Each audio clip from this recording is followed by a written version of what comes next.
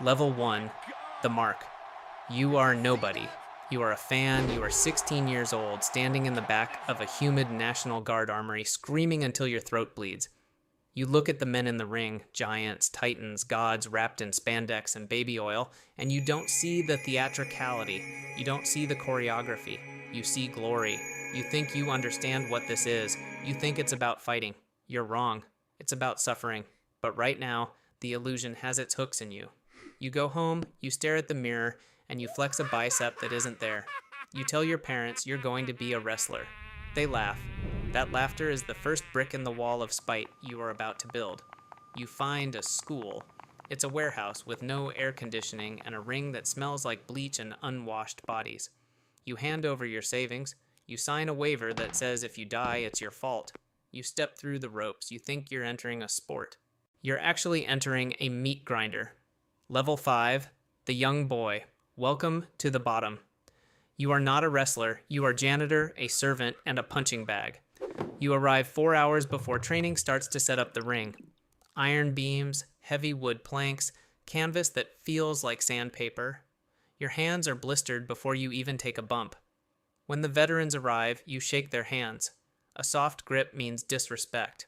A hard grip means you are trying to intimidate them. You have to find the perfect submissive medium. You don't speak unless spoken to. Then the training starts. They don't teach you moves. They teach you how to fall, flat back, chin tucked, slap the mat, again, 500 times. The breath leaves your lungs and doesn't come back. Your headache is blinding. You vomit in a bucket, wipe your mouth, and get back in line. If you quit, they win. If you stay, you lose. One of the trainers, a washed-up guy who never made it to TV, decides he doesn't like your face. He stretches you.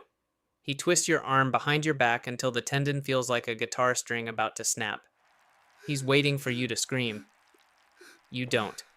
You bite your tongue until you taste copper. This is the filter. They are trying to break you before you even begin. Level 10, the jobber. You survived. You are trained. Now you are a professional loser. You pile into a rusted sedan with 3 other guys who smell like icy hot and desperation. You drive 6 hours to a show in a high school gym. There are 50 people in the audience, and half of them are children, the other half are drunk. You are not here to win. You are here to make the local hero look like Superman. The promoter tells you, get heat, then feed him the comeback. You go out there. You wear generic black trunks. You have no music. The crowd boos you because you exist. The local hero, a guy who works at a gas station during the week but thinks he's Hulk Hogan, hits you too hard. He stiffs you on a clothesline, rattling your jaw. You can't hit back. If you hit back, you're unsafe. You're hard to work with, so you take it, you sell it, you flail around like a fish on land. He pins you. 1, 2, 3. You stare at the lights. Back in the locker room, the promoter hands you an envelope. Inside is $20. The gas to get here cost $40. You are paying to be beaten up. You buy a stale hot dog from the concession stand and eat it in the parking lot while the local hero signs autographs. You tell yourself this is paying dues. You tell yourself everyone starts here. Level 20, the spot monkey. You realize that being technical doesn't get you noticed. Being safe doesn't get you booked. You need to go viral. You need a GIF. You start taking risks that make no sense. You're working in front of 200 people now, maybe 300. You decide to do a moonsault off a balcony. You decide to take a chair shot to the unprotected head.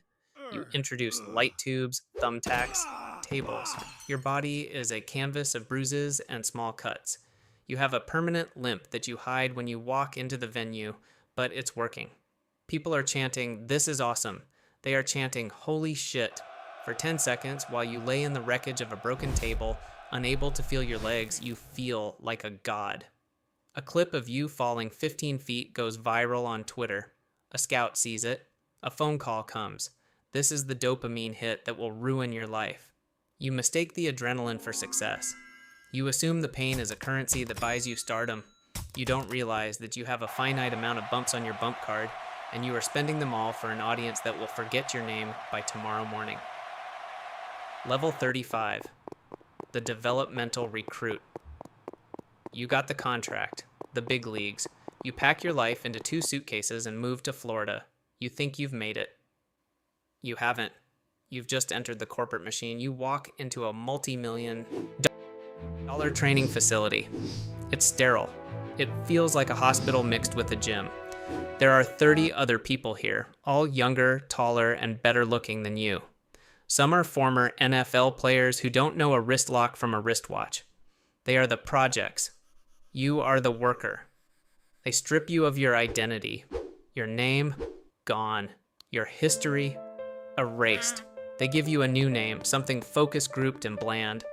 They tell you how to walk, how to talk, how to cut a promo.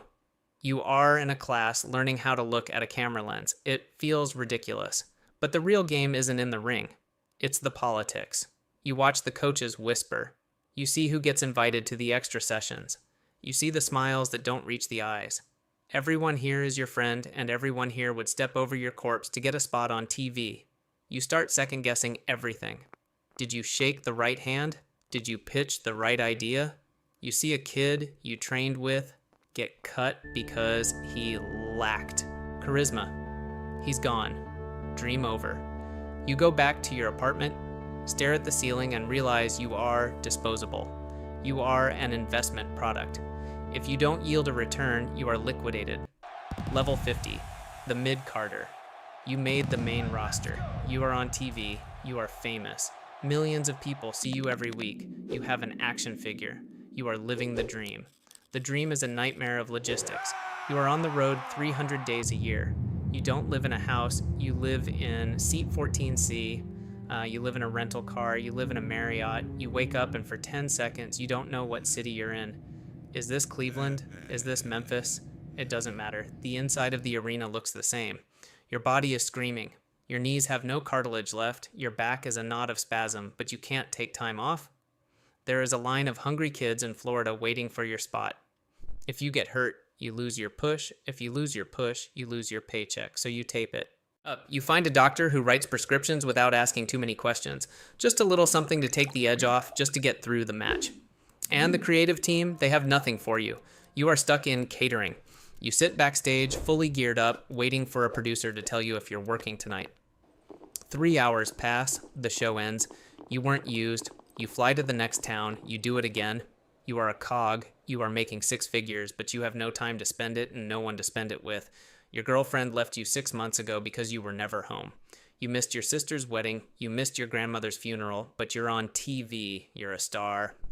Level 70, the heel. They turn you bad. They want you to be the villain. This is easier. You can channel your frustration. You can channel the anger you feel toward the writers, the fans, and the road. You go out there and you sneer. You insult the local sports team, the crowd. Boos. It's a different kind of drug than the cheers. It's control. You are manipulating 10,000 people, but the lines start to blur. You are living the gimmick. You start acting like a jerk in real life. You walk through the airport with sunglasses on, ignoring the kids who want autographs. You tell yourself it's protecting the business, but really, you're just exhausted and bitter. You start hanging out with the older guys, the ones who have been divorced 3 times and live out of a flask. They tell you the old war stories. They tell you to protect your spot. Don't let the kid get one over on you, they whisper. So you start playing dirty. You sandbag opponents. You complain to management. You become the shark you hated when you were a minnow. Level 85, the main eventer. You've grabbed the brass ring. You are the champion, the face of the company. You are on the posters, the video game covers, the talk shows. The money is astronomical. You buy the big house with the gate. You buy the luxury cars, but the pressure is crushing. The rating is down. That's your fault. The house show attendance is low. Your fault. You are carrying the weight of a billion-dollar corporation on your broken back. You are wrestling 20-minute matches every night against guys who are stronger and faster than you. You have to lead them. You have to call the match. The injuries are piling up. A torn rotator cuff, a bulging disc, a concussion you didn't report because you didn't want to vacate the title. The pills aren't optional anymore. They are breakfast. You need uppers to wake up, downers to sleep, and painkillers to exist. You look at your eyes in the mirror and they are yellow and hollow. You are 35 years old, but your body is 60. You can't trust anyone. The locker room is a shark tank. The mid-carders want your spot, the veterans want your spot. The management wants to replace you with the next big thing. You become paranoid. You have your own locker room now, separated from the boys. You sit in there alone, staring at the belt. It's just leather and gold plating. It means everything and it means nothing. You go out to the ring, the pyro hits. The noise is deafening. You smile. It's a fake smile. You raise the belt. You are the king of the mountain, and the air up here is too thin to breathe. Level 95, the legend. You held on too long. You should have retired 5 years ago, but you couldn't. The money, the roar of the crowd, it's the only thing that makes you feel alive. Without it, you are just a broken man in an empty house, so you keep coming back. But you've slowed down. The fans notice. The internet turns on you. He's washed, they type. Please retire. They don't know that you need this check to pay for the 3 divorces and the back surgeries. They don't know you're in debt. You are a nostalgia act. You come out for the big anniversaries. You hit your catchphrase. You do your finish, but it looks sloppy. Your knees buckle. You are a parody of yourself. The young guys in the back roll their eyes when you walk past. They don't respect you anymore. They pity you. You are the ghost of Christmas future, and they are terrified of becoming you. Level 100, the Hall of Famer. The tuxedo doesn't fit right because your shoulders are fused. You walk to the podium with a cane. The crowd gives you a standing ovation. Thank you, they chant. You still got it. You don't got it. You have nothing. You look out at the sea of faces.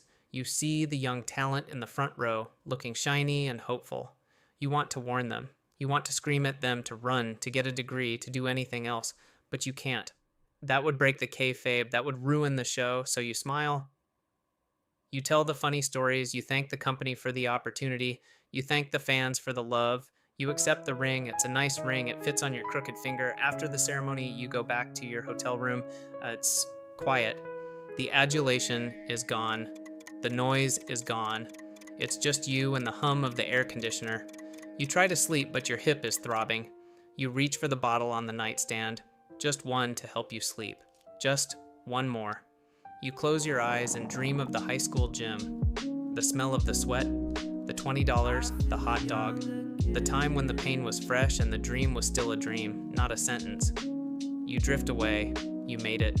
You won the game. You are alone.